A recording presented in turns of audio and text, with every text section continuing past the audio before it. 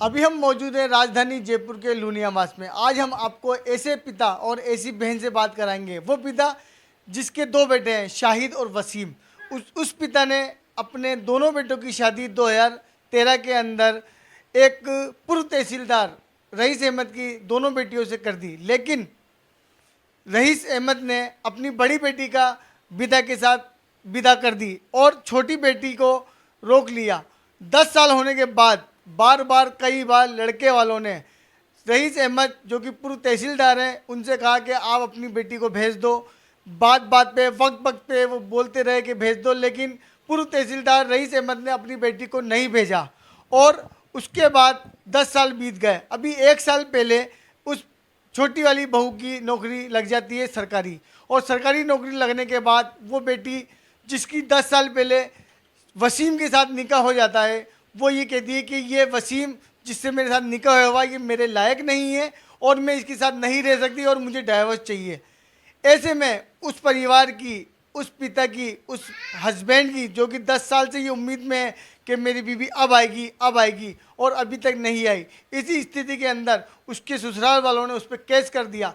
और अगर ज़्यादा दबाव बनाते हैं तो पूर्व तहसीलदार रईस अहमद ये बोलता है बड़े अपने दामाद से कि अगर तू हमारे फेवर में नहीं होगा तो हम बड़ी बेटी को भी डाइवोर्स दिला देंगे और तुम दोनों को इतनी तगड़ी सज़ा दिलवाएंगे कि तुम याद रखोगे। वो पूर्व तहसीलदार है, अप्रोच वाला आदमी है, पैसे वाला आदमी है।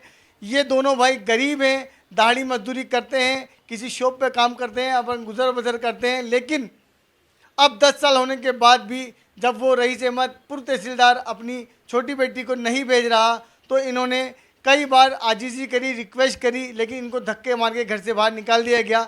अब बात यहाँ तक पहुँच चुकी है कि रईस अहमद पूर्व तहसीलदार ने अपने समधी और अपने दामाद पर केस कर दिया है और उनको परेशान कर रहा है और बड़े बेटे को दबाव दे रहा है कि अगर तू हमारे फेवर में नहीं होगा तो हम हमारी बड़ी बेटी को भी डाइवोर्स दिलवा लेंगे। आइए हम बात करते हैं उस दुखी पिता, उस दुखी बहन जो कि शाहिद और वसीम की हैं, उनसे बात करते हैं, उनसे जानते हैं कि पूरी कहानी क्या है, आखिर ये सब मामला क्या है, किस तरीके से कब शादी हुई, किन हालातों में शादी हुई और अब जो कि रईस अहमद पूर्व तहसीलदार है वो क्या चाहता है। आपका नाम बताइए।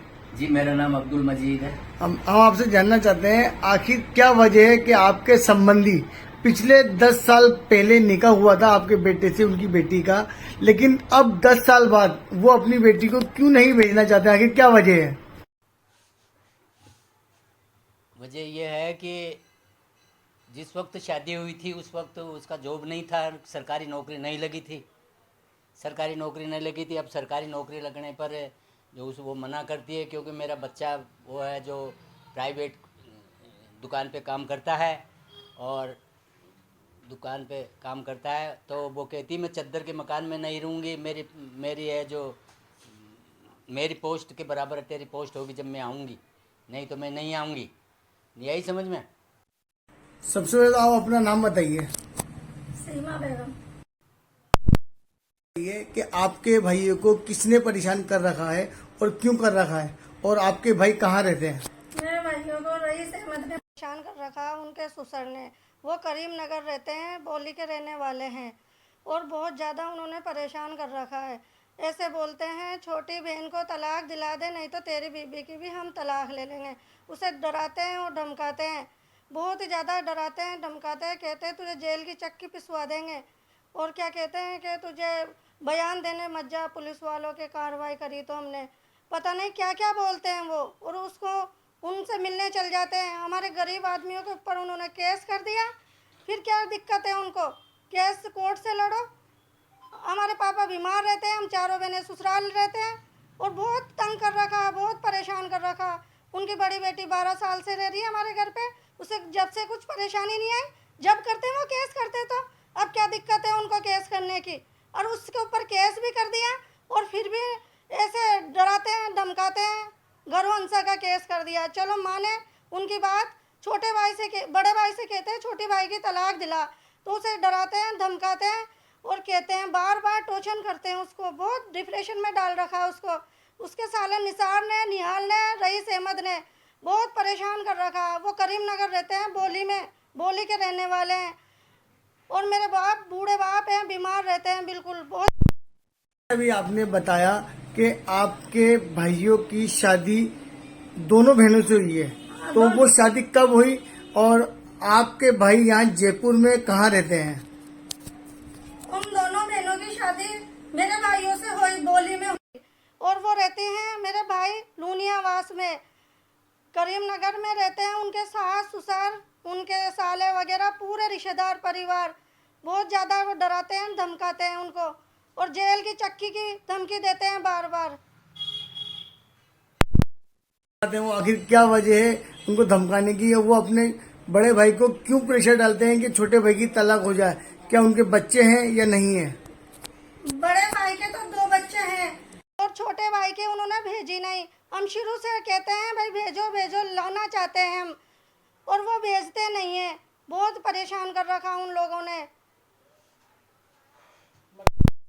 कहना है कि आपके दोनों भाइयों की शादी पिछले 10 साल पहले हुई, और एक भाई की तो हाथों हाथ निकाह विदा कर दी और एक भाई की बीवी को रोक लिया, उनकी विदा नहीं दी। उनकी 2013 में शादी हुई मेरे भाइयों की, वसीम की और शाहिद की। और क्या नाम से एक भाभी की हैंड टू हैंड उन्होंने विदा कर दी, और दूसरी भाभी को साजिया खानम को उन्होंने रोक ली।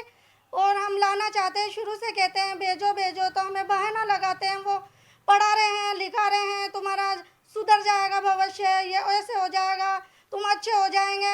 हमने सोचा चलो पढ़ रही है लिख रही है, भेज देंगे भेज देंगे। हम कहते रहे भेज उनसे, तो हमें लेने जाते थे, मार पीट करते थे, गाली गलौज करते थे। हमें मेरे पापा पे हाथ भी उठा लिया उन लोगों ने, फिर भी हमने बर्दाश्त करा। कोई बात नहीं, चलो कोई बात नहीं, रिश्तेदार है, ये भांजे हैं, ये मामू है, कोई दिक्कत नहीं है, चलो चलता रहता है रिश्तेदारी में। लेकिन इन्होंने तो बहुत ही गलत करते जाते रहे, बहुत ही गलत करते रहे। हो गए निकाह हुए, लेकिन आखिर ऐसी क्या वजह है जो अभी तक आपके छोटे भाई के ससुराल वालों ने उसकी पत्नी को उसके ससुराल नहीं भेजा? अब ये तो उनको पता क्या वजह है। किसी से अफेयर चल रहा है उसका, पता नहीं किसी से क्या हो रहा है। झूठे झूठे हमारे इल्जाम लगाते हैं, पता नहीं उन लोगों को क्या क्या उबसती हैं। मेरी बड़ी भाभी की तो नौकरी लग गई थी जब भी उन्होंने हमारे पास आए, तो फिर छोटी वाली भाभी की 2 साल पहले नौकरी लग गई, उसकी सरकारी जॉब लग गई। फिर क्या नाम से सरकारी जॉब लग गई तो उन्होंने मना कर दिया। लड़की बोलती है मैं लड़का को पसंद नहीं करती, मेरी जॉब लग गई, तू मेरे लायक नहीं है, तेरे है ना क्या नाम से चद्दर के मकान में नहीं रह सकती मैं, तेरा बाप बूढ़ा, इसको कैसे रोटी दूँ नहीं दूँ, मैं तेरी नौकरानी हूँ। ऐसे कर रहे हैं, पता नहीं क्या क्या वो बोलते हैं। हमको तो इतनी बात उबसती नहीं है, उन तहसीलदार को तो बहुत बात उबसती है। वो उनका पद का इस्तेमाल कर रहे हैं। कौन है नाम लिया तहसीलदार? कौन है, कौन अपने पद का दुरुपयोग करता है? रईस अहमद और तहसीलदार बोली के रहने वाले हैं, वो उनका पद का इस्तेमाल करते हैं। वो जगह जगह डराते हैं, धमकाते हैं, पुलिस वालों को भेजते हैं। हमें मतलब आपका कहने का मतलब ये है कि जो लड़की के पिता हैं यानी आपके हाँ लड़के, ससुर, हाँ मेरे वो भाई के अपने ससुर, पद का दुरुपयोग करते हैं। हाँ मेरे भाई के ससुर हैं।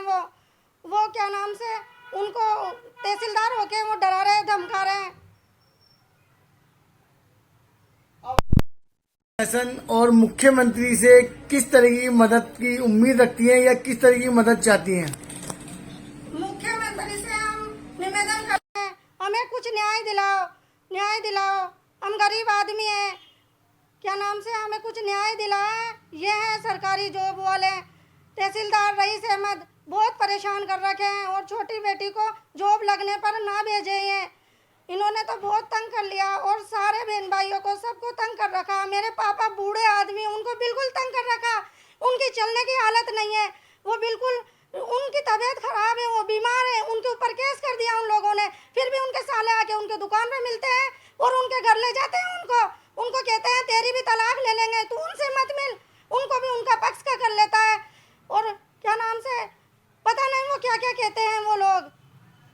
हमारी के मुताबिक आपने शिप्रा पद थाने के कांस्टेबल राम रतन जी पे एक एफआईआर दर्ज की है। आखिर क्या मामला है और आपने शिप्रापत थाने के पद स्थापित जो कांस्टेबल है उन पे क्यों एफआईआर की है?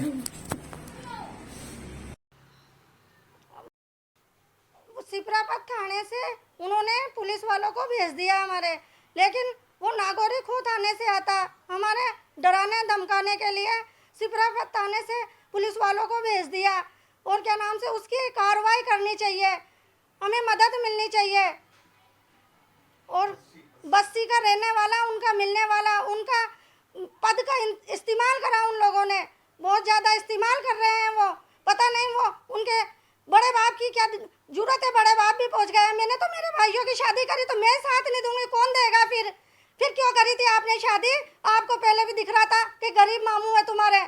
बहुत नीच लोग निकले तुम, बहुत मलीज लोग निकले। गरीब आदमी को सता रहे हो, बहुत ज़्यादा सता रहे हो। इनकी हाय बहुत बढ़ेगी, तुम्हारे बदुआ लगेगी।